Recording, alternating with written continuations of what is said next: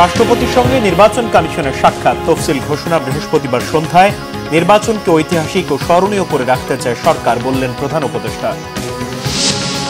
বসে থাকার সময় নেই, মানুষের পক্ষে মানুষের জন্য যুদ্ধে ঝাঁপিয়ে পড়তে হবে, মন্তব্য তারেক রহমানের। বললেন, ধানের শীষ বিজয়ী হলে রক্ষা পাবে দেশ।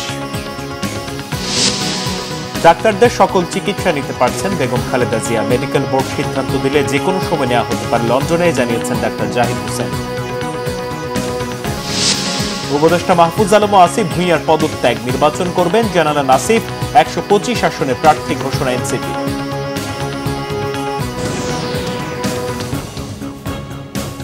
দেখছিলেন ক্রাউন সিমেন্ট সংবাদ শিরোনাম। বৃহস্পতিবার সন্ধ্যা 6টায় ত্রয়োদশ জাতীয় সংসদ নির্বাচনের তফসিল ঘোষণা করা হবে, জানিয়েছেন ইসি সচিব আখতার আহমেদ। জাতির উদ্দেশ্যে ভাষণে তফসিল ঘোষণা দেবেন প্রধান নির্বাচন commissioner AMM Nasir Uddin. BTV ও বাংলাদেশ বেতারে সিইসির ভাষণ এরই মধ্যে রেকর্ড করা হয়েছে। ভাষণ রেকর্ডের আগে রাষ্ট্রপতি মোহাম্মদ শাহাবুদ্দিনের সঙ্গে বঙ্গভবনে বৈঠক করেছেন প্রধান নির্বাচন কমিশনার এএমএম নাসির উদ্দিন ও অন্য 4 কমিশনার। রিপোর্ট আসমা আক্তার নুপুরের। রীতি অনুযায়ী ত্রয়োদশ জাতীয় সংসদ নির্বাচন ও গণভোটের তফসিল ঘোষণা এবং নির্বাচনের সার্বিক অগ্রগতি নিয়ে রাষ্ট্রপতি মোহাম্মদ শাহাবুদ্দিনের সঙ্গে বৈঠক করতে বুধবার দুপুর 12টা 12 মিনিটে বঙ্গভবনে যান প্রধান নির্বাচন কমিশনার এএমএম নাসির উদ্দিন, অন্য 4 কমিশনার, কমিশন সচিব। ইসি সচিব জানান, বৈঠকে ভোটার তালিকা, রাজনৈতিক দল নিবন্ধন, গণভোট ও জাতীয় নির্বাচন, ব্যালট পেপার, ভোটের সময় বৃদ্ধি নিয়ে আলোচনা হয়েছে।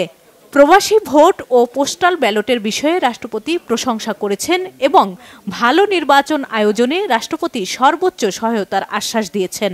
উনি সার্বিকভাবে আমাদেরকে বলেছেন যে নির্বাচন কমিশন এগিয়ে যাচ্ছে এবং একটা ভালো, সুষ্ঠু এবং অর্থবহ নির্বাচনের জন্য যতটুকু সাহায্য, সহযোগিতা এবং সহানুভূতি ওনার দিক থেকে প্রয়োজন দেওয়ার সুযোগ আছে, উনি তার থেকে বেশি ছাড়া কম দিবেন না। সিএসির ভাষণ রেকর্ড শেষে ইসি সচিব সাংবাদিকদের জানান, বৃহস্পতিবার সন্ধ্যা 6টায় জাতীয় নির্বাচন ও গণভোটের তফসিল ঘোষণা করবেন প্রধান নির্বাচন কমিশনার। আগামীকাল সন্ধ্যা 6টার সময় তফসিল ঘোষণা হবে এবং আপনারা আগামীকাল সন্ধ্যা 6টার সময় তফসিল ঘোষণা করা হবে। মাননীয় প্রধান নির্বাচন কমিশনার তফসিল আপনার অনিয়ারে আপনাদেরকে জানিয়ে দিবেন। সংসদীয় আসনের সীমানা নিয়ে কোনো জটিলতা না থাকায় 300 আসনের তফসিল ঘোষণা করা হবে বলে জানান ইসি সচিব। আসমা আক্তার নুপুর, বাংলাভিশন, ঢাকা। এদিকে আগামী নির্বাচনকে ঐতিহাসিক ও স্মরণীয় করতে উপজেলা নির্বাহী কর্মকর্তাদের নির্দেশ দিয়েছেন প্রধান উপদেষ্টা ডক্টর মোহাম্মদ ইউনূস। গণ অভ্যুত্থান পরবর্তী নির্বাচনকে একটি নতুন বাংলাদেশ গড়ার সুযোগ হিসেবেও তিনি উল্লেখ করেন। যে কোনো পরিস্থিতি মোকাবিলার পাশাপাশি অপতথ্য ও গুজব প্রতিরোধে ব্যবস্থা নেওয়ার তাগিদও দেন মোহাম্মদ ইউনূস। রিপোর্ট সৈয়দ আব্দুল মুহিতের। রাষ্ট্রীয় অতিথি ভবন যমুনা থেকে সারা দেশের উপজেলা নির্বাহী কর্মকর্তাদের সাথে ভিডিও কনফারেন্সের মাধ্যমে নির্বাচনের প্রস্তুতি নিয়ে দিক নির্দেশনামূলক বক্তব্য দেন প্রধান উপদেষ্টা ডক্টর মোহাম্মদ ইউনূস। এ সময় তিনি বলেন, বিগত আমলের নির্বাচনগুলো নির্বাচন নয়, প্রতারণা হয়েছে। গত 3বার যে নির্বাচন হয়েছে সেটাও নির্বাচন, সেখানে নির্বাচিত হয়ে লোক সংসদে গেছে, কিন্তু আজকেও আরো বহুদিন ধরে সারা জাতি স্মরণ করবে সেগুলো তামাশা হয়েছে, প্রহসন হয়েছে, নির্বাচন হয় নাই। কাজে আমরা সেটার সঙ্গে তুলনা করছি না, তুলনা করার কোনো কারণ নাই। যে কোনো সুস্থ মস্তিষ্কের মানুষ বলবে ওটা কোনো নির্বাচন তো নয়, এটা জাতির সঙ্গে প্রতারণা করা হয়েছে। জাতির ইতিহাসে স্মরণীয় হয়ে থাকবে যে নির্বাচন, এমন নির্বাচনের কথা বলছি। কেন এটা ঐতিহাসিক হতে গেল? ঐতিহাসিক হতে গেল এই জন্য যে এটা অভ্যুত্থানের পরবর্তী নির্বাচন। অভ্যুত্থান মানে অতীতকে ফেলে দিছে। এটা এই সুযোগ গ্রহণ করে আমরা কৃতিত্বের পরিচয় দিতে পারি, ইতিহাসের পাতায় আমাদের নাম লিখে যেতে পারি। যদি অবহেলা করি তাহলে এই সুযোগ আমাদের থেকে চলে গেল, জাতির সামনে থেকে চলে গেল। জাতি যেমনি আছে মুখ থুবড়ে পড়ে থাকবে, আগে যেরকম পড়েছিল। আগামী নির্বাচন ও গণভোট দুটি জাতির জন্য অত্যন্ত গুরুত্বপূর্ণ বলেও তিনি উল্লেখ করেন। বলেন, নির্বাচন হবে আগামী 5 বছরের জন্য আর গণভোট 100 বছরের। গণভোট সেটা 5 বছরের জন্য না, এটা 100 বছরের জন্য। শত বছর এটা আমরা স্মরণ করব যে ওই দিন যে আমরা করে দিয়েছিলাম সেই জন্য 100 বছর ধরে এবং তার পরবর্তী সময়েও বাংলাদেশ পাল্টে গেল। স্থায়ীভাবে পাল্টে দেওয়ার সুযোগ এখন তোমার আর আমার হাতে। আমরা যদি এটা করে ফেলি, এটা বাংলাদেশ পাল্টে গেল। এটার জন্য রাস্তা মিছিল করার দরকার নেই, এগুলো সব হয়ে গেছে। রক্ত দেওয়ার দরকার নেই, সেটাও হয়ে গেছে। যা যা হবার সব হয়ে গেছে। এখন মুহূর্তটাকে ব্যবহার করা, 100 বছরের জন্য বাংলাদেশকে মজবুত রাস্তায় রওনা করে দেওয়া। আমরা নতুন বাংলাদেশ বানাচ্ছি, সেটার পিলার তৈরি করা, সেটার দেয়াল তৈরি করা, সেটার ভিত তৈরি করা এই নির্বাচন। যে কোনো পরিস্থিতি মোকাবেলার পাশাপাশি অপতথ্য ও গুজব প্রতিরোধে ব্যবস্থা নেয়ার তাগিদ দেন ডক্টর ইউনূস। বিভেদ আছে, ঠিক আছে। সৈয়দ আব্দুল মুহিত, বাংলা ভিশন, ঢাকা। বসে থাকার সময় নেই, মানুষের পক্ষে মানুষের জন্য যুদ্ধে ঝাঁপিয়ে পড়তে হবে বলেছেন বিএনপির ভারপ্রাপ্ত চেয়ারম্যান তারেক রহমান। এখনই সজাগ না হলে দেশ ধ্বংস হয়ে যাবে বলেও শঙ্কা প্রকাশ করেন তিনি। বলেন, ধানের শীষকে জেতানোর কোনো বিকল্প নেই। ধানের শীষ বিজয়ী হলে দেশ রক্ষা পাবে। রিপোর্ট করছেন সিকান্দার রেমান। রাজধানীর খামারবাড়িতে কৃষিবিদ ইনস্টিটিউটে বিএনপি আয়োজিত দেশ গড়ার আলোচনায় চতুর্থ দিনের মতো লন্ডন থেকে ভার্চুয়ালি যোগ দেন দলের ভারপ্রাপ্ত চেয়ারম্যান তারেক রহমান। এই বিষয়টি আমাদের এ সময় তিনি দুর্নীতির বিরুদ্ধে বিএনপির কঠোর অবস্থানের কথা জানান। বলেন, দেশ গড়ার পরিকল্পনা শুধু বললেই হবে না, পরিকল্পনা বাস্তবায়ন করতে হবে। আপনার দল আপনার সামনে আজকে যে স্ট্রেট কাট প্ল্যান আপনার সামনে উপস্থাপন করলো, দেখান তো পত্রপত্রিকা খুলে, বক্তৃতা বিবৃতি দেখান তো আর কোন রাজনৈতিক দল এই মুহূর্তে যারা বাংলাদেশে আছে তারা কোন রাজনৈতিক দল এরকম প্ল্যানিং দিয়েছে? কোন রাজনৈতিক? ইয়েস, কোন রাজনৈতিক দল আপনাকে কোনো প্ল্যান দিতে পারে নাই, দেশের মানুষকে কোনো প্ল্যান দিতে পারে নাই, পরিকল্পনা দিতে পারে নাই যে দেশকে আমরা কিভাবে সামনের দিকে এগিয়ে নিয়ে যাব। একমাত্র বিএনপি আপনার দল দিয়েছে। কাজেই এখন আপনার বসে থাকার সময় নেই, এখন আপনার বসে থাকার সময় নেই। আপনাকে যুদ্ধে নেমে পড়তে হবে। This is a war, this is a battle. আপনাকে এই যুদ্ধে নেমে পড়তে হবে। কি যুদ্ধ? মানুষের পক্ষে, মানুষের জন্য, দেশের পক্ষে, দেশের জন্য। তারেক রহমান বলেন, জনগণ শুধু শুনতে চায় না, সমস্যা সমাধানে কি কি পরিকল্পনা নেওয়া হয়েছে তাও তারা জানতে চায়। ধানের শীষকে জেতাতে এলাকায় গিয়ে সাধারণ মানুষের কাছে দেশ গড়ার পরিকল্পনা তুলে ধরার কথা বলেন বিএনপির ভারপ্রাপ্ত চেয়ারম্যান। ধানের শীষকে জিতাতে হবে, এর কোনো বিকল্প নাই। ধানের শীষকে জিতানোর মাধ্যমে জনগণের যে পরিকল্পনা, জনগণের পক্ষের যে পরিকল্পনা, সেটিকে বাস্তবায়ন করতে হবে, এর কোনো বিকল্প নাই। ধানের শীষকে জেতানোর মাধ্যমে দেশকে রক্ষা করতে হবে। প্রথম বাংলাদেশ আমার শেষ বাংলাদেশ, এবং সবার আগে বাংলাদেশ, নো কম্প্রোমাইজ। বিএনপির ভারপ্রাপ্ত চেয়ারম্যান জানান, দেশের প্রতিটি ক্রান্তিকালে দেশকে রক্ষা করেছে বিএনপি। শহীদ রাষ্ট্রপতি জিয়াউর রহমান, বেগম খালেদা জিয়ার পর এবার দলের সবাইকে দেশ রক্ষায় ঝাঁপিয়ে পড়ার কথাও বললেন তারেক রহমান। রাজনীতির সিকান্দার রেমান, বাংলা ভিশন, ঢাকা। যাদের মানব।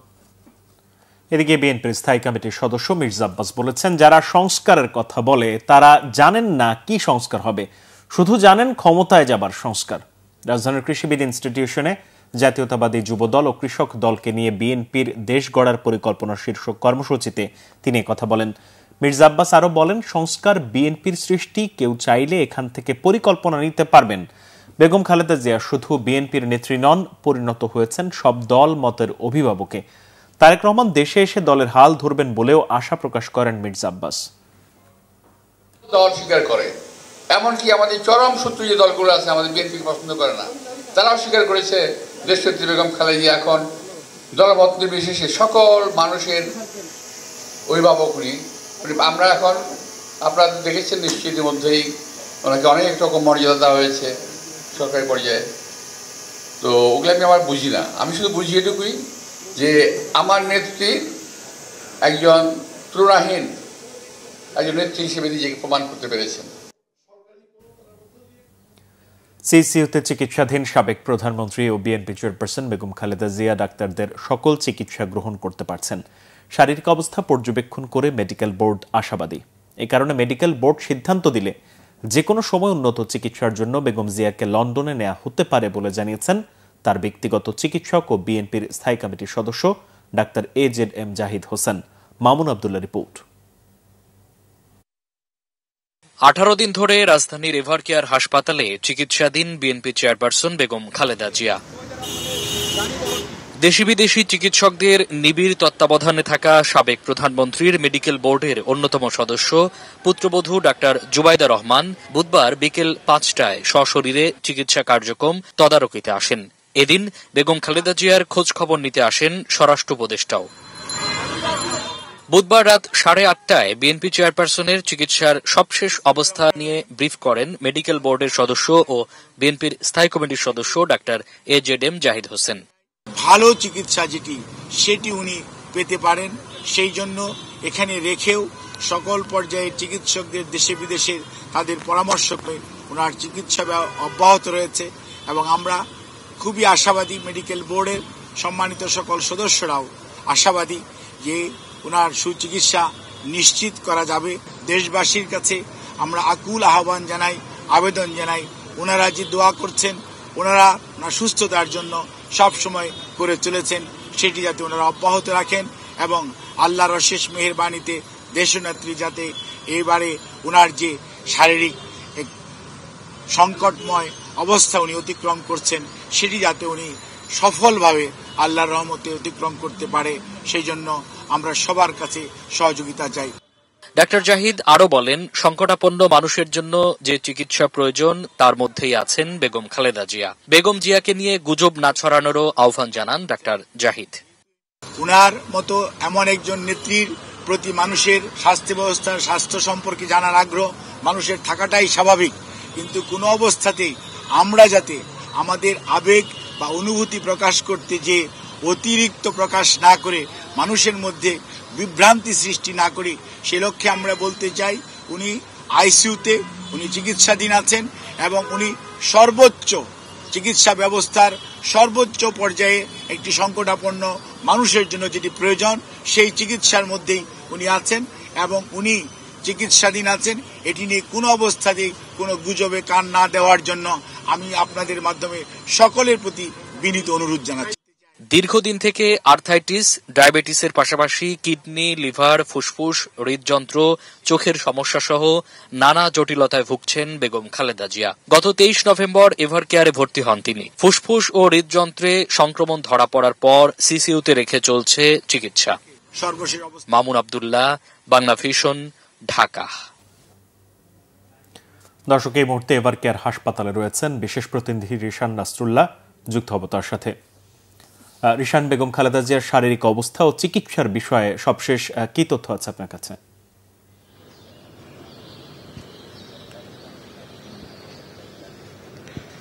মাহমুদ, আমি এই মুহূর্তে রয়েছে এভারকেয়ার হাসপাতালের সামনে, যেখানে চিকিৎসা নিচ্ছেন বিএনপি চেয়ারপারসন সাবেক প্রধানমন্ত্রী বেগম খালেদা জিয়া।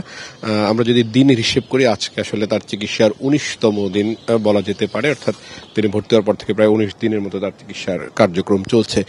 নতুন করে আসলে বলার কিছু নেই। বুধবার রাতে যে ব্রিফিংটি করেছিলেন তার ব্যক্তিগত চিকিৎসক বা মেডিকেল বোর্ডের সদস্য এবং বিএনপির স্থায়ী কমিটির সদস্য ডাক্তার AJM জাহিদ হোসেন, তিনি যে কথাটি বলছেন সেটি আসলে বলা চলে তার সবশেষ আপডেট, অর্থাৎ তার যে চিকিৎসার প্রসেস সেটি যেভাবে শুরু থেকে চলছিল সেভাবে চলছে এবং তার নতুন যে বিষয়টি হলো তিনি যে চিকিৎসাগুলো তাকে দেওয়া হয়েছে, যেসব ওষুধ তাকে দেওয়া হচ্ছে সেটি আসলে মেডিকেলের ভাষায় তারা যেটি বলছেন চিকিৎসকদের ভাষায় যে কিছুটা কাজ করছে বা তিনি সেই চিকিৎসাগুলো গ্রহণ করতে পারছেন, এটি বলা যায় নতুন। এবং আরেকটি বিষয় যায় যেটি সবারই কৌতূহল, যে বেগম জিয়াকে চিকিৎসার জন্য বিদেশে নিয়ে যাওয়া হবে কিনা উন্নত চিকিৎসার জন্য, সেটি বিষয়ে ডাক্তার জাহিদ যেটি জানিয়েছিলেন। এর আগেও বিএনপি দলের পক্ষ থেকে বলা হয়েছিল যে বেগম জিয়ার শারীরিক অবস্থা যদি উন্নতি হয় এবং তিনি যদি দীর্ঘ সময়ে বিমান যাত্রা করতে পারেন তখন তারা এটি ভাবেন। এবং চিকিৎসকরা সেটি বলেছেন যে তার যে সেই অবস্থা যদি শাহাবুদ্দিন তালুকদার, যিনি মেডিকেল বোর্ডের প্রধান, তারা কিন্তু সেটি বলছেন যে যদি বেগম জিয়ার অবস্থাটি উন্নতি হয়, তিনি যদি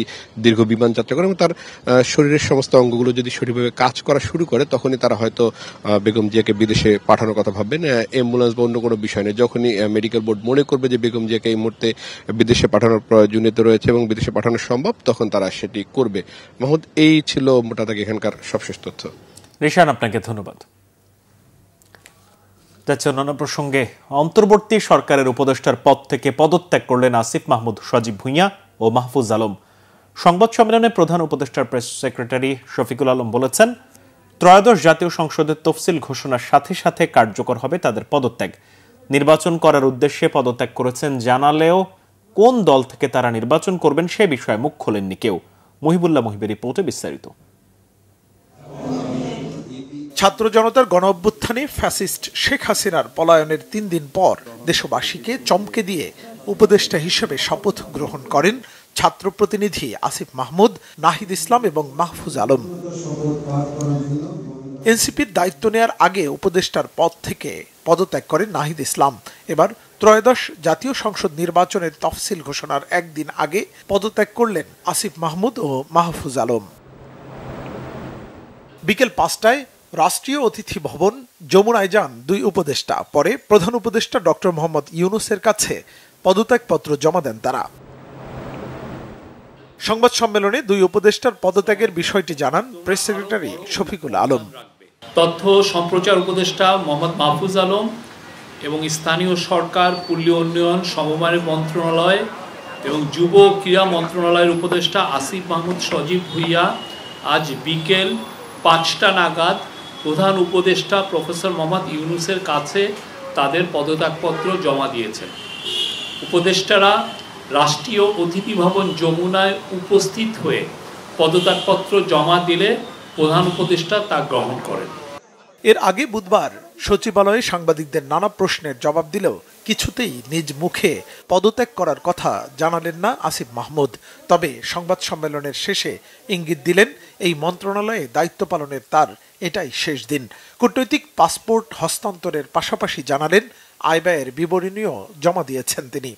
ইতিমধ্যে আমি সম্পদের হিসাব বিবরণী আজকে সকালে দাখিল করেছি এবং আমার যে কূটনৈতিক পাসপোর্ট আছে সেটাও আমি ক্যান্সেল করেছি। মাননীয় উপদেষ্টা, আপনার আজকের যে ব্রিফিং এখানে খুব বিদায়ের সুর, আপনি কি কালকে উপদেষ্টা পরিষদের বৈঠক আছে সেখানে কি পদত্যাগপত্র জমা দেবেন না আজকে দিয়েছেন? উপদেষ্টা পরিষদ বৈঠকে আমাকে ডাকা হয়েছে, বাকিটা আমাদের মাননীয় প্রধান উপদেষ্টা আর যে প্রেসিং আছে সেখান থেকে আপনাদেরকে জানাবো। ধন্যবাদ আপনাদের সবাইকে। আপনারা অনেক অপেক্ষা করেছেন, দীর্ঘ সময় আজকে আমি ছিলাম। ধন্যবাদ, দীর্ঘ সময় অপেক্ষা করে আমাদেরকে কভার করেছেন। থ্যাংক ইউ সকলকে। আবার দেখা হবে হয়তো অন্য কোনো জায়গায়। অভ্যুত্থান পরবর্তী অন্তর্বর্তী সরকারের স্থানীয় সরকার ও ক্রীড়া মন্ত্রণালয়ের মতো 2টি গুরুত্বপূর্ণ মন্ত্রণালয়ে তার নেয়া নানা পদক্ষেপের কথা তুলে ধরেন আসিফ মাহমুদ। তবে ত্রয়োদশ জাতীয় সংসদ নির্বাচনে কোন আসনে এবং কোন দলের ব্যানারে নির্বাচনে অংশ নেবেন সেই বিষয়ে এখনই চূড়ান্ত না হওয়ার কথা জানান আসিফ মাহমুদ। মুহিবুল্লাহ মুহিব, বাংলা ভিশন, ঢাকা। 125 আসনে প্রার্থী ঘোষণা করেছে জাতীয় নাগরিক পার্টি এনসিপি। বাংলা মোটরে এনসিপির অস্থায়ী কার্যালয়ে সংবাদ সম্মেলনে প্রার্থিতা ঘোষণা করেন দলটির সদস্য সচিব আক্তার হোসেন। এ সময় এনসিপির আহ্বায়ক নাহিদ ইসলাম বলেন, নির্বাচনী পরিবেশ এখনো অনুকূলে নয়। এই তালিকার কারো বিরুদ্ধে দুর্নীতি, সন্ত্রাস ও ফ্যাসিজমে থাকার প্রমাণ পেলে তাদেরকে তালিকা থেকে বাদ দেবে এনসিপি। বলেন, বিদ্যমান রাজনৈতিক দলগুলো তরুণ প্রজন্মকে ধারণ না করায় এনসিপির জন্ম।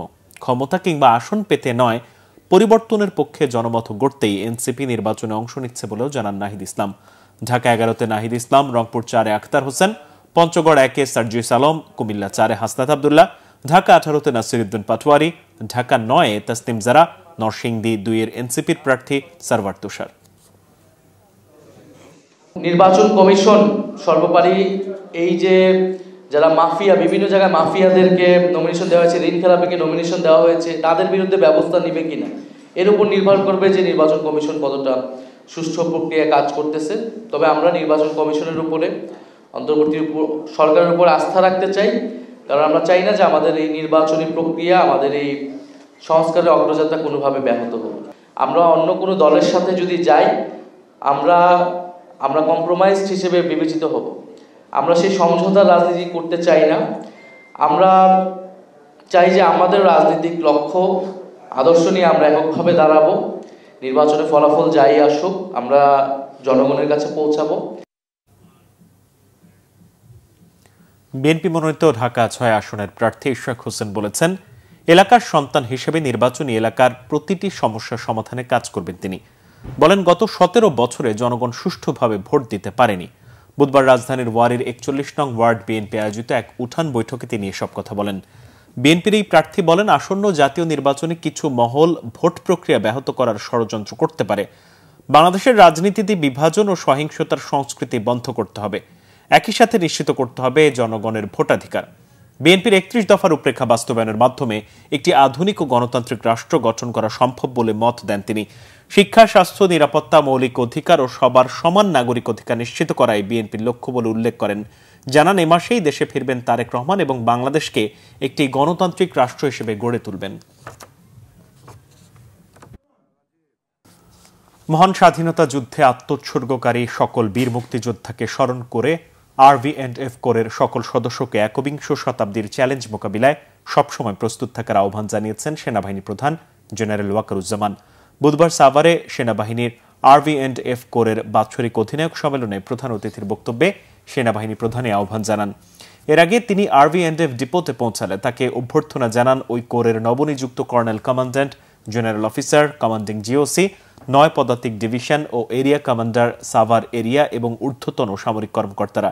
সেনাপ্রধান এই সময় উপস্থিত RV&F কোরের অধিনায়ক ও অন্যান্য কর্মকর্তাদের উদ্দেশ্যে বক্তব্য রাখেন। তিনি সেনাবাহিনীর পুষ্টি ও খাদ্য নিরাপত্তা রক্ষায় এই কোরের প্রযুক্তিগত উন্নয়ন, গবেষণা, পেশাগত দক্ষতা বৃদ্ধি ও ভবিষ্যৎ পরিকল্পনা সহ বিভিন্ন বিষয়ে মতবিনিময় করেন।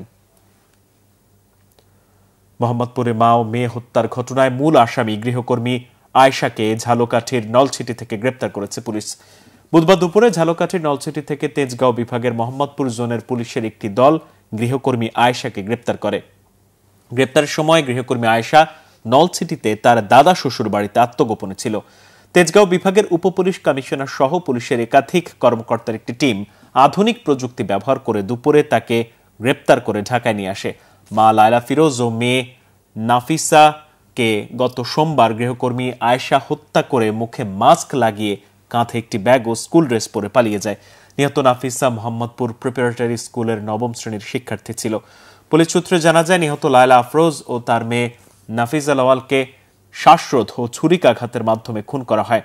ঘটনার সিসিটিভি ফুটেজে দেখা গেছে গৃহকর্মী আয়েশা স্কুল ড্রেস পরিহিত অবস্থায় দুপুর ৯টা৩৫ দিকে বাড়ি থেকে বের হয়ে যায়। এ ঘটনায় নিহত লায়লা আফরোজের স্বামী স্কুল শিক্ষক আজম আজিজুল ইসলাম হত্যার জন্য আয়েশাকে দায়ী করে মামলা করেছেন। সংবাদ শেষ করব ক্রাউন সিমেন্ট শিরোনামগুলো আরো একবার জানিয়ে। রাষ্ট্রপতির সঙ্গে নির্বাচন কমিশনের সাক্ষাৎ, তফসিল ঘোষণা বৃহস্পতিবার সন্ধ্যায়। নির্বাচনকে ঐতিহাসিক ও স্মরণীয় করে রাখতে চায় সরকার, বললেন প্রধান উপদেষ্টা। বসে থাকার সময় নেই, মানুষের পক্ষে মানুষের জন্য যুদ্ধ ঝাঁপিয়ে পড়তে হবে, মন্তব্য তারেক রহমানের। বললেন ধানের শীষ বিজয়ী হলে রক্ষা পাবে দেশ। ডাক্তারদের সকল চিকিৎসা নিতে পারছেন বেগম খালেদা জিয়া। মেডিকেল বোর্ড সিদ্ধান্ত দিলে যে কোনো সময় নেওয়া হতে পারে লন্ডনে, জানিয়েছেন ডাক্তার জাহিদ হোসেন। উপদেষ্টা মাহফুজ আলম আসিফ ভুঁইয়ার পদত্যাগ, নির্বাচন করবেন জানালেন আসিফ। ১২৫ আসনে প্রার্থী ঘোষণা এনসিপি।